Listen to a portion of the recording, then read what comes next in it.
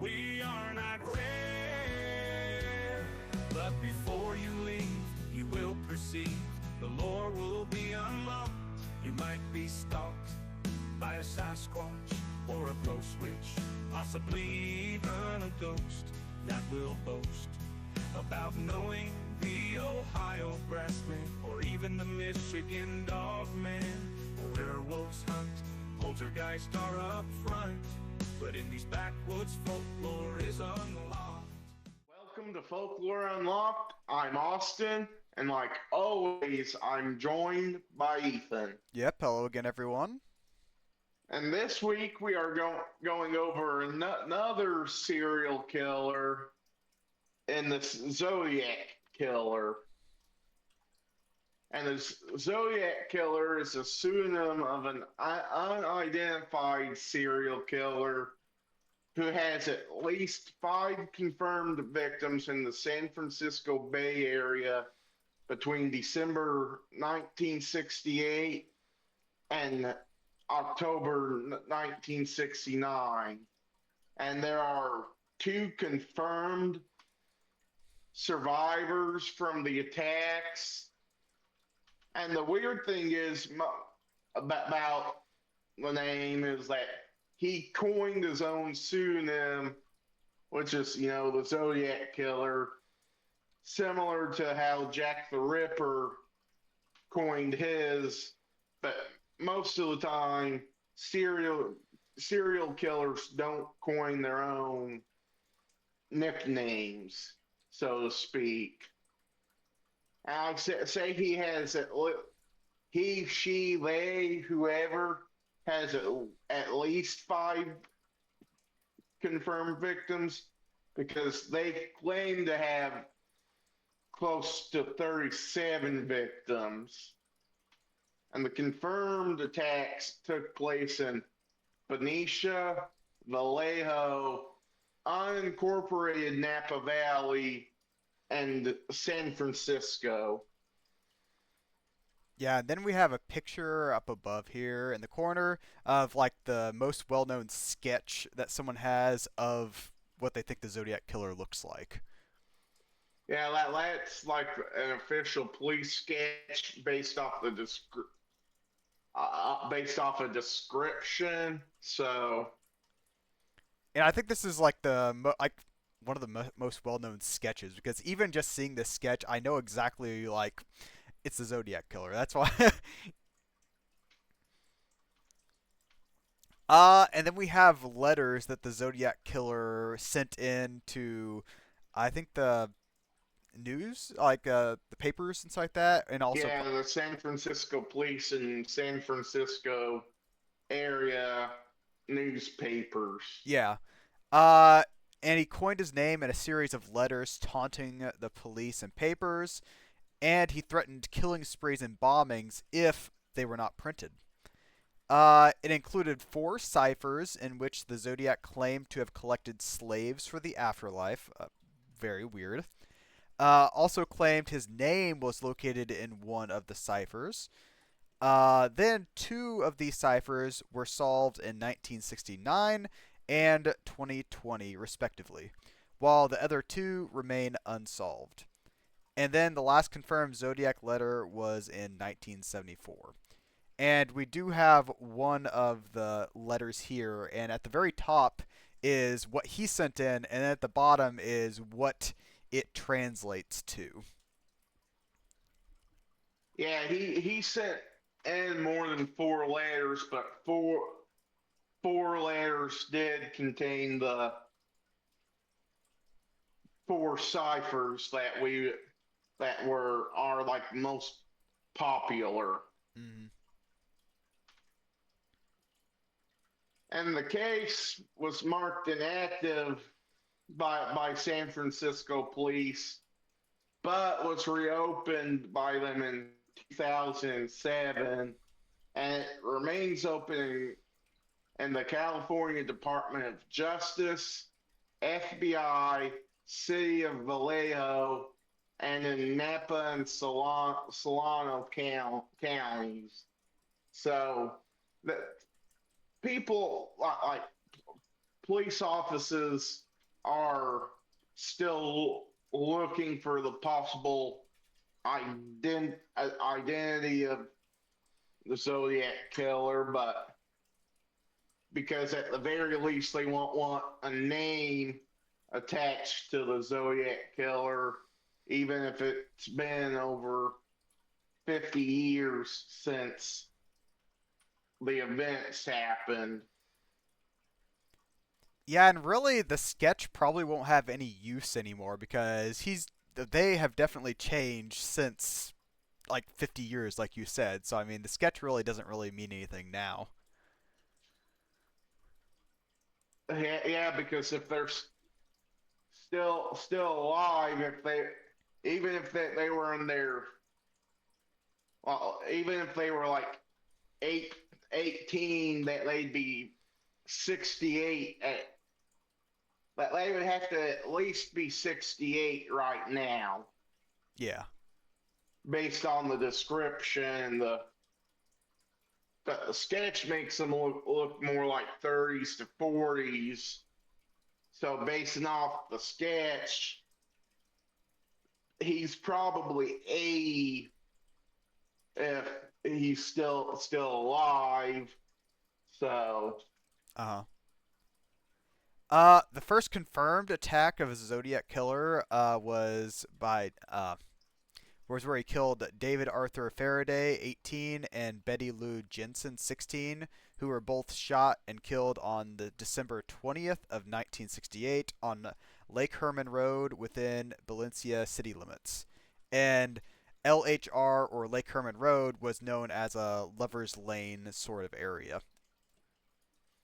yeah, that's kind of a consistent detail when there's these attacks on multiple people. It's like lover lane sorts of roads, or where people go the you know lover to go, where people go in the sense of lover lanes. Go to hook up. Yeah, and the second confirmed attack was done against Michael Renault Magoo, 19, and Darlene Elizabeth Farron, 22, and both were shot around midnight on July 4th to 5th, 1969, in the Rock Springs Park parking lot. Magoo survived, and Farron was pronounced dead upon arrival to Kaiser Foundation Hospital. So they're not really sure if it happened prior to the date change. So that's kind of why we're saying July 4th to 5th. Yeah. Then the third confirmed attack was on Brian Calvin Hartnell, age 20, and Cecilia Ann Shepard, 22, and they were stabbed on September 27th, 1969, at the Lake Berryessa in Napa County. And that's different because he shot everyone else, so stabbing's a little bit different. And Hartnell survived, and Shepard died on September 29th due to injuries sustained from the attack. And then we do have another sketch here that was apparently of someone that was around the area at the time, so a little different than the last, like the most well-known sketch. And say kind of like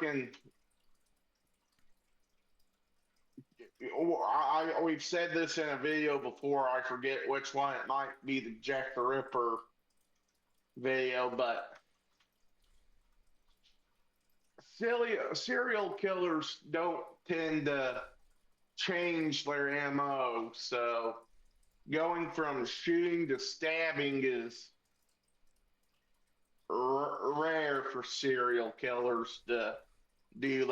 They typically do one thing or another. They don't typically do two ways of killing somebody. Mm-hmm. And the fourth confirmed attack was Paul Lee Steins, 29, was shot and killed on October 11th, 1969, in the Presidio Heights neighborhood of San Francisco. And he picked up the Zodiac in his taxi. And this is the closest that police got catching the Zodiac killer. A witness that witnessed the attack called into police saying a white male was responsible, but somewhere between the call to dispatch and the dispatch calling police with the suspect description, it changed from a white male to African American male. And police passed the actual Zodiac Killer due to the faulty description, and he did state that that the police were close to catching him in one of his letters. That's so stupid. That's so stupid. Getting it changed from white male to African American, and he could have possibly got caught if it wasn't for that just one little change. Oh. Exactly like he saw like he was walking on a sidewalk and they were going to the crime scene with their lights on, and that just pisses me off that they literally crossed paths and the cops didn't know they crossed paths with the literal psychopath. Mm-hmm. So there are some suspected victims.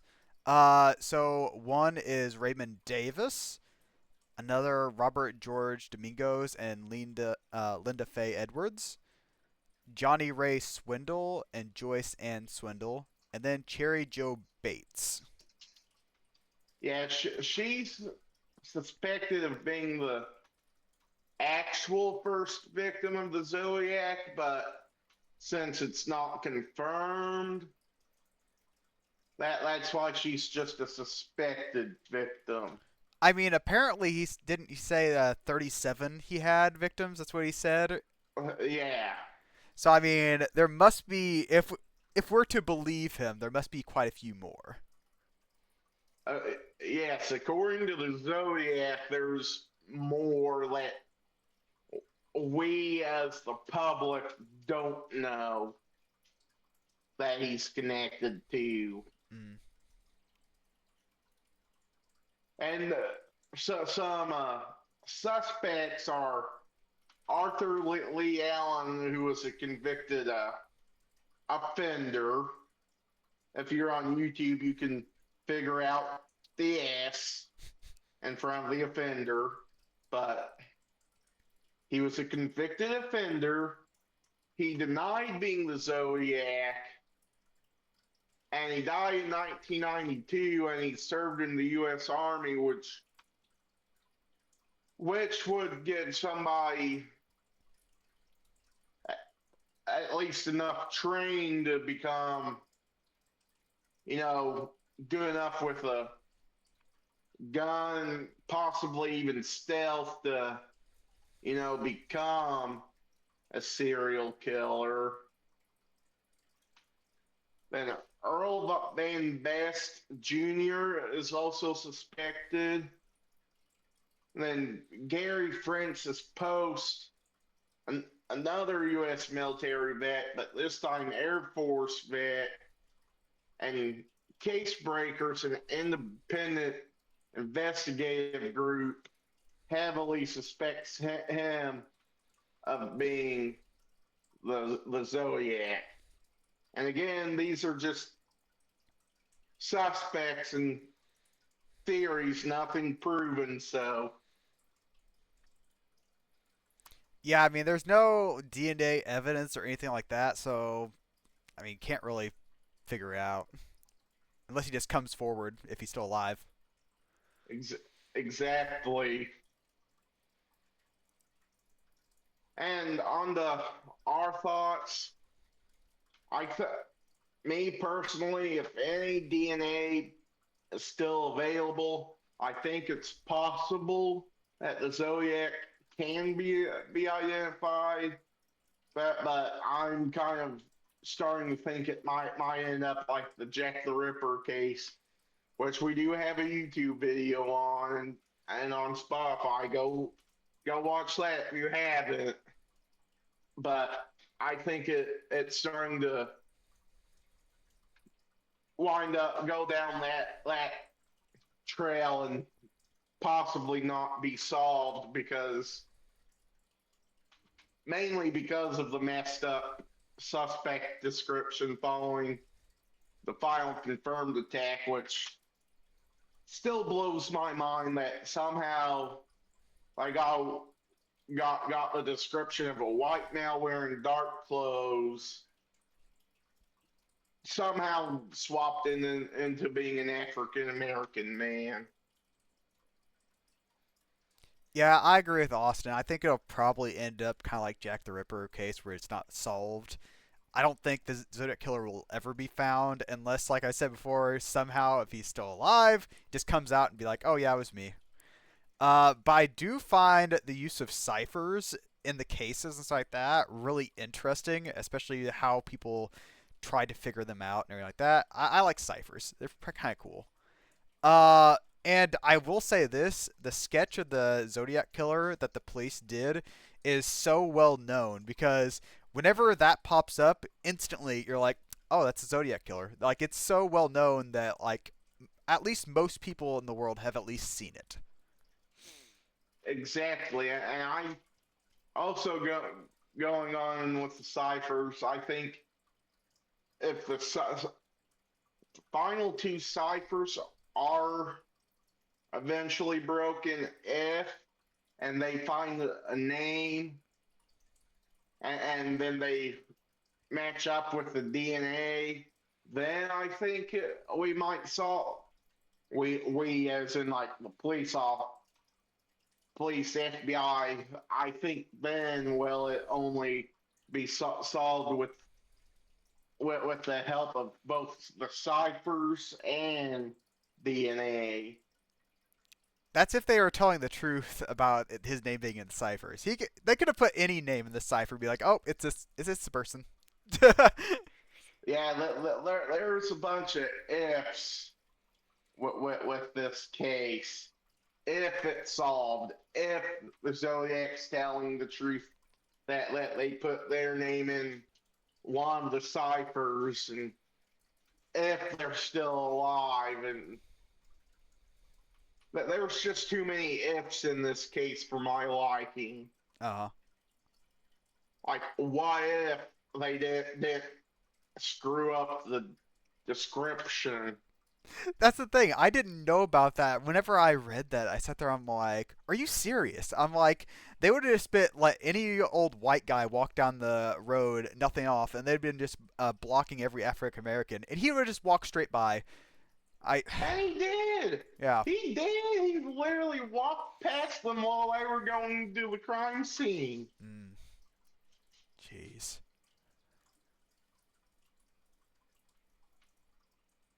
But I think that's all we've got for this week. Next week, we are taking a look at the Kennedy curse, which is timely.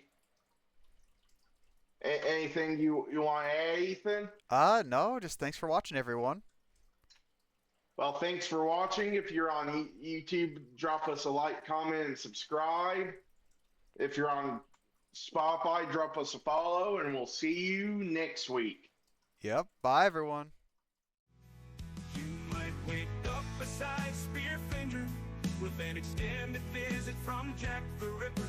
But if you're lucky, it'll be an angel on that range hill of Louisiana.